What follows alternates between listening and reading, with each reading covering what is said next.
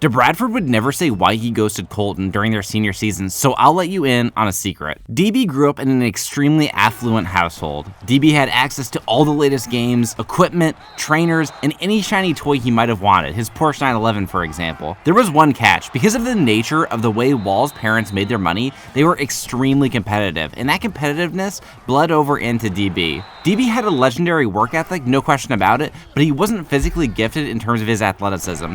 His lack of size and speed held him back in the eyes of scouts. So because of Koch's sudden rise to fame his senior year after jumping in height from 5'11 to 6'3, DB was hearing about it from his own parents. DB's parents questioned why they were paying hundreds of dollars for him to practice with trainers if he wasn't going to improve. They knew Colton's family was poor and he wasn't getting the same opportunities that Walls received. DB loved football, but over time during his senior year, he slowly started to hate it. He was hearing so much about Koch's success from his own parents, he decided to block Colton after his team lost in the first round of the playoffs.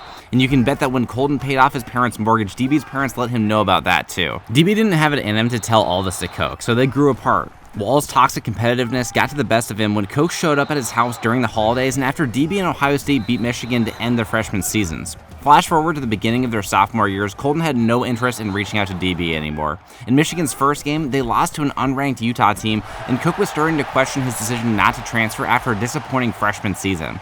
Koch thrived individually, but the team was ranked 16th in the opener last season and finished with 4 losses. Colton wasn't surprised with another hell game, this time against Miami of Ohio, but he was able to set the game-winning block to spring Franklin free for the touchdown in overtime. After a 1-1 start, Michigan had to match up with rival Notre Dame, and their quarterback Jalen Perry started the game by throwing a pick six to give the Fighting Irish a 14-point lead in the first quarter. Koch had one big play in the first, taking a post route down the middle, splitting the safeties for a big pickup to get Michigan to Notre Dame's side of the field.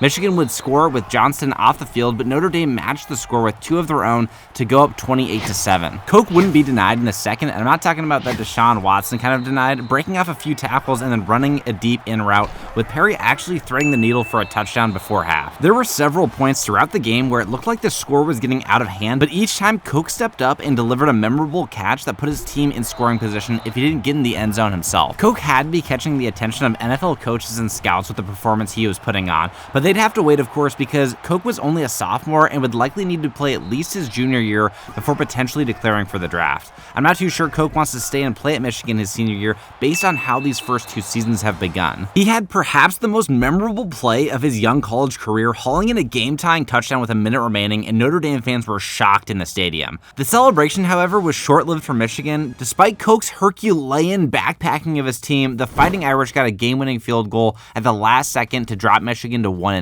Meanwhile, DB started his season fighting for playing time at corner after new talent arrived on campus during the transfer portal. Walls did show a lot of progress at the corner spot, but it was because of his IQ rather than his physical talent. Ohio State's first game of the season came against the Northern Illinois Huskies, who used to be well known for their high-scoring offense. The Huskies took a 20-point lead in the first half, which shocked Buckeyes fans, and it would be too much for the team to recover from as they also dropped their first game of the season after starting as the #1 ranked team in the nation. DeBradford continued to excel in practice and get more reps in-game, and the team won their following 2 games with him playing starting corner snaps. Despite the massive upset, Ohio State was still ranked 6th in the nation going into their game against Wisconsin. Walls never showed much of a skill for stopping the run or getting off of blocks, but he made a heads-up play tackling Nick Evers, and it eventually stalled the Wisconsin drive. Ohio State took a massive lead over the Badgers before Walls was beat on an in-breaking route in man coverage. In fairness to him, he would need to have fought through several teammates to cover the man, and Walls always felt it would be better to switch on rub routes or pick plays. After a dominant win, Ohio State somehow fell in the rankings before their game against Purdue. Midway through the second, Walls and the D had strapped up Purdue all game before Walls was beat on a slant on 4th and 4.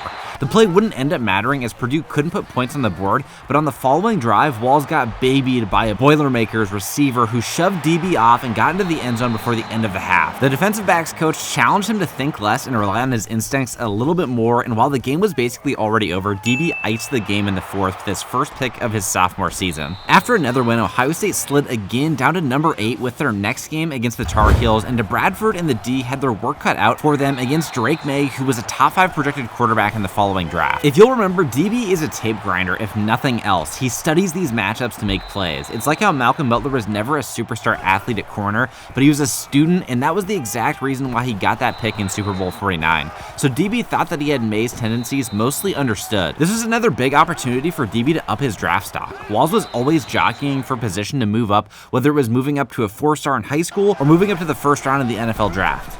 Luckily for DB and the defense, the offense was giving them a lot of wiggle room, putting up 35 points in the first half and scoring a field goal to start the third quarter. With May and the offense desperate to put up points, Walls knew that he could potentially bait May into a pick if he could use his downfield aggressiveness passing the ball against him. Walls nearly had a pick and also nearly got mossed, but on the following play, North Carolina ended up getting in the end zone. Carolina got the ball back with 2 minutes left, still very much alive and in the game, and Walls finally made Drake May pay, picking off the slant pass and once again icing the game. Back-to-back games with an INT, and both coming in the fourth made grinding that tape all night worth it in Walls' eyes. While Walls and the Buckeyes stumbled in the first game, they ripped off 5 straight wins after. Meanwhile, Michigan and Koch were struggling with a 3-4 record, with their next game coming against their in-state rivals, the Spartans. Over the last 2 games, Koch and Perry just couldn't get on the same page, with the star receiver averaging just 4 catches, 60 yards, and no touchdowns. This was highly unusual for the star receiver, who averaged just under 100 yards a game and 1 touchdown for his career with the Wolverines. Receivers can be prima donnas, and I'm not saying that Koch isn't one, but his frustration with Perry was legitimate. The amount of times that Koch was open and Perry didn't even look his way in the last 2 games would drive any receiver crazy. If the offense was functional, maybe Koch would be okay with the limited targets, but the offense was also averaging just 10 points per game over the last 2. Before the half, it seemed like more of the same with just 1 touchdown on the board, but Perry finally saw Koch streaking open over the middle for the score with 9 seconds remaining. Michigan State scored an opening drive touchdown, and Perry forced a bad ball to Koch on a curl that got picked off by the middle linebacker. Luckily for Perry, the Spartans couldn't score, and the Wolverines actually pieced together a competent offensive drive, culminating in another Koch Johnston grab for the game-tying touchdown on 2nd and goal. Michigan State went on to score 10 unanswered, though, in the Big House, silencing the fans and dropping the Wolverines to 3-5 with their 2nd straight loss. It was a complete 180 for Ohio State and DB, who dominated Indiana for their 6th win in a row, DB again getting a 4th quarter INT that he was starting to become famous for.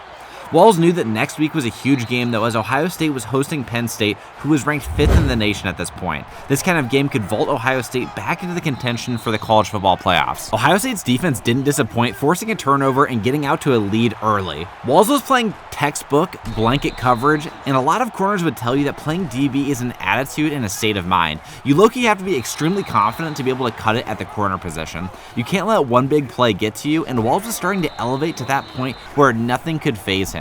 His confidence was definitely at an all-time high after being away from his parents, who would trash talk him all the time and nitpick any bad plays that he might have in a game. Walls got pissed though when he carried a flat receiver way further than he actually needed to, and when he finally released to get back to his assignment, the quarterback for Penn State dotted up the cover 2 look on the sideline for a touchdown. Penn State clawed their way back into the game, and they started driving late in the 4th with the potential to come back and win the game in regulation after being down 21-7. Walls was still playing with that same swagger, but Penn State still got to the red zone, and it was up to the defense to try and bail them out. Penn State did end up scoring a touchdown, but Ohio State matched, and it ended up going to overtime. In overtime, Ohio State held Penn State to a field goal and scored a walk-off touchdown for the upset. Make that 7 wins in a row. The following game was against Illinois, a team with a respectable 6-2 record despite somehow being unranked. The defense made their mark early with a 14-point lead, a linebacker returned a pick for a touchdown, and once again the Buckeyes were dominating their competition, but Illinois wasn't going to give up easy and roll over like some of the other conference opponents did. Illinois put their 2nd touchdown of the game up in the 3rd, and somehow Ohio State's offense stalled completely, and Illinois scored a tying touchdown with a minute left. Ohio State's offense punted the ball with 30 seconds left, and with a chance at immortality in a college football playoff berth on the line, Walls gave up a pass down the sideline that put Illinois in field goal range, and Walls was beside himself. He couldn't watch the kick, he just heard the stadium erupt in cheers, and Illinois fans started rushing the field after knocking off number 4 Ohio State, a feeling that was all too familiar to begin the season when they lost against Northern Illinois. Somehow both Illinois teams beat them this season. Ohio State fell to 8-3, and after one more loss to Michigan State, and then it was time for the biggest game of the year. No matter what the records say, rivalry games are the ones that players and fans care most about. Walls was ashamed of how his last-second play cost Ohio State a chance at the title, and Koch was still seeing red after his last confrontation with Walls and his loss his freshman season. Both teams were equally matched in terms of talent, but it was a David and Goliath story with the 7th-ranked Buckeyes hosting the 4-7 Wolverines. David shot first though and hit a bullseye, taking a 21-0 lead, and Coke was completely and utterly owning DB in their second matchup. Walls tried some of the same moves as their freshman game, pressing off the line, trying to get in Coke's head, but Coke entered a dark place before the game and was more locked in for this matchup than any other that he had played in before. The Wolverines sunk the Buckeyes season, winning 35-7, and Coke and Walls never acknowledged each other after the game, and while the Wolverines wouldn't play in a bowl game, the Buckeyes did, but Walls elected to sit out as he surprisingly announced that he would be entering the NFL draft after his sophomore season.